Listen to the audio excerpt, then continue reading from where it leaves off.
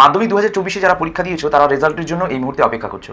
আর তোমাদের রেজাল্টে যে নম্বর তোলা হবে সেই নম্বরটা কিন্তু অতীতে অনেকেই দেখেছো যে তোমরা ভালো পরীক্ষা দিয়ে এসেছো, অর্থাৎ তোমাদের যেখানে 60 পাওয়ার জায়গায় তোমরা সেখানে 40 পাচ্ছ, 45 পাচ্ছ। এগুলো কেন ভুল হয় জানো? এগুলো সাধারণত ভুল হয়ে থাকে তোমাদের দোষের জন্য নয়, শিক্ষক শিক্ষিকাদের দোষের জন্য।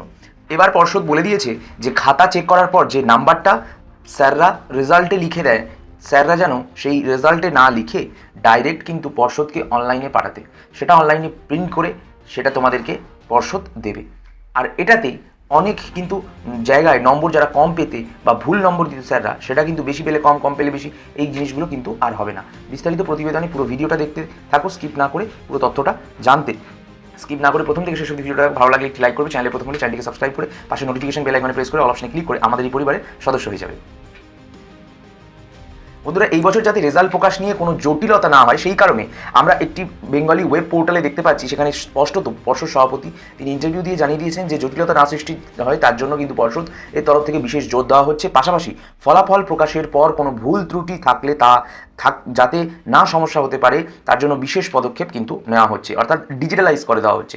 পর্ষদ সভাপতি রামানুজ গঙ্গোপাধ্যায়ের মতে যাতে সমস্ত ফলাফলের প্রক্রিয়া সহজে ও দ্রুত গতিতে সম্পন্ন হয় তার জন্য দ্রুততা ও সতর্কতার সাথে সম্পূর্ণ বিষয়টি বিবেচনা করা হবে।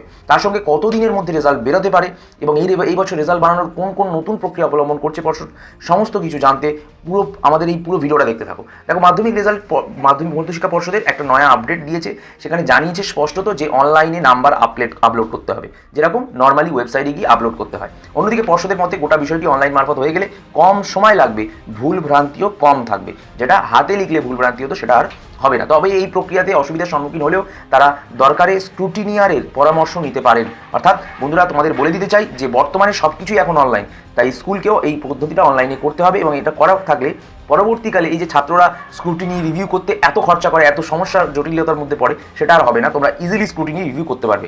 পর্ষদের তরফ থেকে তোমরা জানো যে 500 টাকা অধিক হিসাবে ধার্য করা হয়েছে এই নয়া প্রকল্পে। পরীক্ষকদের ধার্য সাম্মানিক 500 টাকা করে পার খাতা কিন্তু দেবে পর্ষদ, ঠিক আছে। এবং প্রসঙ্গত উল্লেখ্য, 2023 সালে অনলাইনে প্রথম নম্বর আপলোডের প্রক্রিয়া মধ্যশিক্ষা পর্ষদের তরফ থেকে শুরু হয়। আগেরবার প্র্যাকটিক্যাল নম্বর বা প্রজেক্টের যে নম্বর অনলাইনে জমা করার পদ্ধতি শুরু করেছে মধ্যশিক্ষা পর্ষদ, তবে এবার লিখিত পরীক্ষার খাতার যে নম্বর সেটাও কিন্তু অনলাইনে আপলোড করতে হবে। তথ্যটা তোমাদের কেমন লাগলো এবং এতে তোমাদেরই কিন্তু সুবিধা হতে চলেছে অনেক। তো তথ্যটা তোমরা সকলে আশা করি বুঝতে পেরে গিয়েছো যে তোমাদের আগের বছর 2023 সাল থেকে শুরু হয়েছিল প্রজেক্টের নাম্বারগুলো অনলাইনে পাঠাতে হতো মধ্যশিক্ষা পর্ষদের পোর্টালে, সেটা এবছর লিখিত যে পরীক্ষা হবে 90 নম্বরের সেটারও কিন্তু পর্ষদের পোর্টালে পাঠাতে হবে। আপডেট বা তথ্যটি ভালো লাগলে অবশ্যই কিন্তু আমাদের চ্যানেলের সাথে জুড়ে থাকো। এরকম আরও 2024 মাধ্যমিক রিলেটেড, 2025 মাধ্যমিক রিলেটেড, ক্লাস 11-এর নতুন অ্যাডমিশন রিলেটেড এবং ক্লাস 12 উচ্চ মাধ্যমিক 2024 রিলেটেড সমস্ত আবেদন পেতে। আর অবশ্যই আজকের মতো ভিডিও শেষ হয়ে গেলে তোমরা জানো সকলে তোমাদের কি করতে হবে, like the video, share the video, and also subscribe the channel.